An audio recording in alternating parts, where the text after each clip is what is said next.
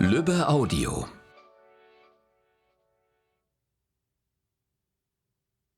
MacTavish and Scot, The Lady Detectives of Edinburgh.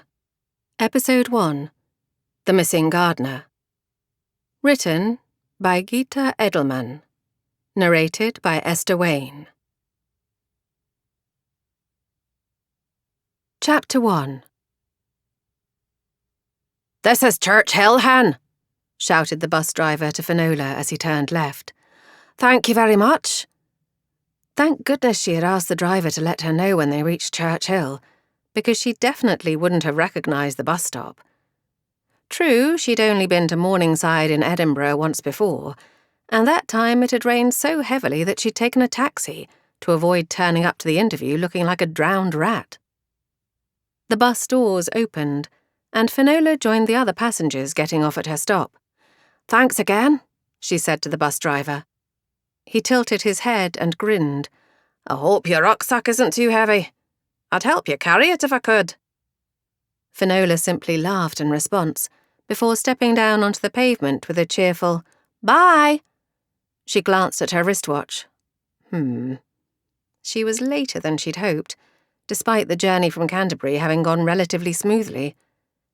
In London, her plane had been a good half-hour late taking off, and at the airport in Edinburgh, the bus to the city centre had left right under her nose.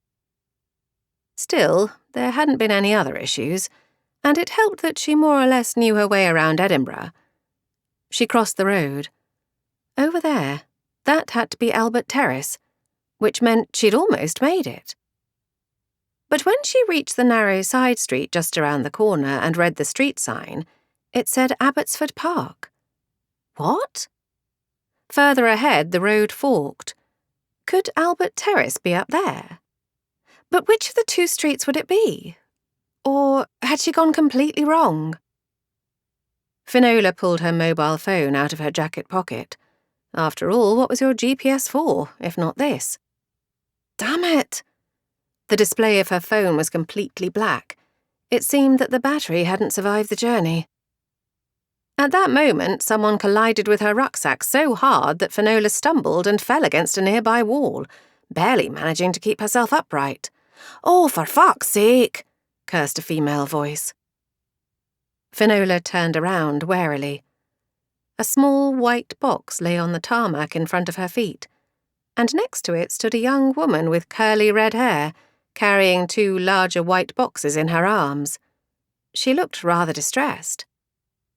"I'm terribly sorry. I didn't see you. I'm in a hurry and there's never normally anyone else here." "Oh dear, I hope they're all right." The woman tried to bend down without dropping the remaining two boxes. "Wait a minute." Finola came to her aid, getting down on her knees and picking up the fallen box.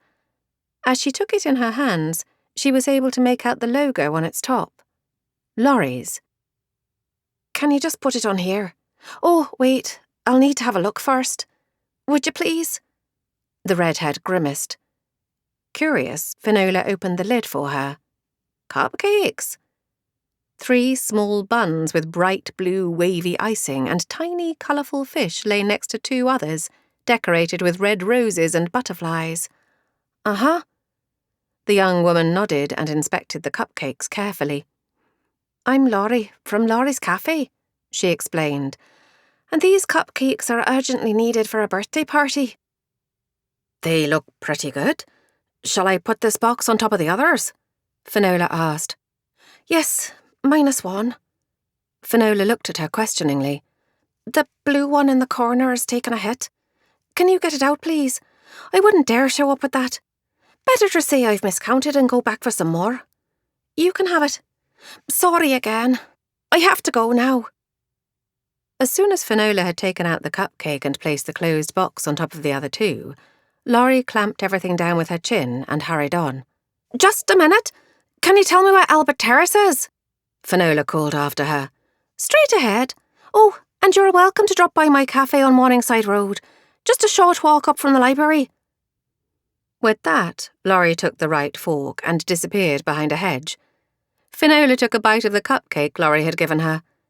A little too sweet for her taste. but somehow a nice pick-me-up for the chat she was about to have. Chapter 2. Before she stepped through the open garden gate, Finola took a deep breath. She was about to take the first step into her new job and her new life. The setting September sun cast golden rays on the gravel path leading to the house. Finola took this as a good omen. In fact, ever since Mr. Reginald had remembered her in his will, her life seemed to have taken a turn for the better. A glance at her wristwatch told her that she was just on time, despite the collision with Lachie. She climbed the stone steps to the burgundy-coloured front door. The brass door knocker didn't bear the familiar lion's head, but that of an Indian elephant instead. Many hands seemed to have touched the elephant's head, as the engraving on its headdress was distinctly worn away in the centre. Might that make it a lucky charm? Finola hesitated. There were 2 doorbells to the right of the door, one labelled AS, and the other MWS Investigators. Should she ring the bell, or should she knock? Slowly raising her hand, she was surprised to see that it was trembling slightly. Was she really that nervous? Before she could actually knock, though, the door opened. "There you are!" Finola's new employer stepped to the side. "Come on in. You can leave your rucksack here in the hallway. We'll go to the office first. The room upstairs is ready, and your nice Brazilian friend has already dropped off your 2 boxes of stuff this morning." Finola said hello to her new boss, then let the black trekking rucksack slide off her shoulders, before leaning it against the wall and following the lady straight through a set of double doors into a spacious office. There was a black nameplate with white lettering on the desk, as well as a large pile of files and a laptop. The nameplate read simply, Anne Scot. "Tea? Coffee?" asked Anne Scot, gesturing to a seating area with 3 burgundy armchairs and a round table, on which 2 colourful cups and a plate of shortbread had been placed. "I'd love a cup of tea." Coffee would only make her heart beat even faster. Anne Scot turned round and switched on a kettle that sat on top of a cupboard. The water immediately began to boil. There was no mistaking that Finola had been expected to arrive on time. "Milk? Sugar?"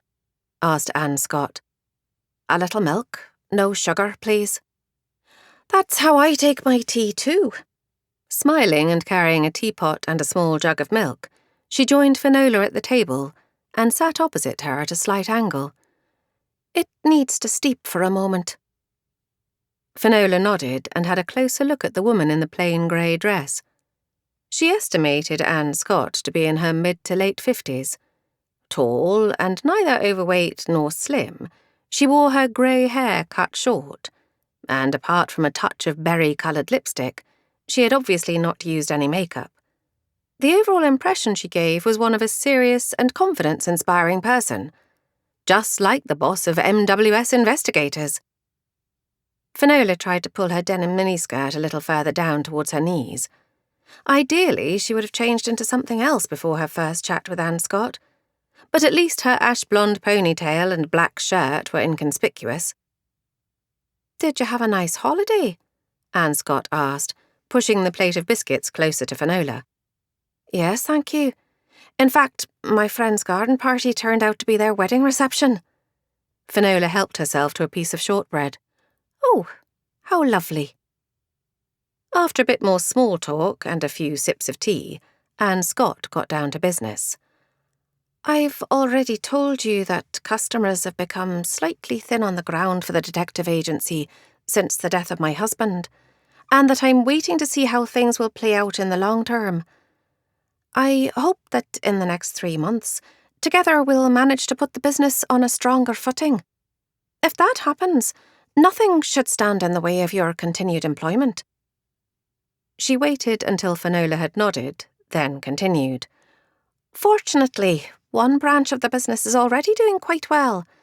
Our Lachie is a wizard on the computer when it comes to finding old friends, absconded husbands, or the true identity of a catfisher." "Catfisher?" "Someone who uses the internet to try and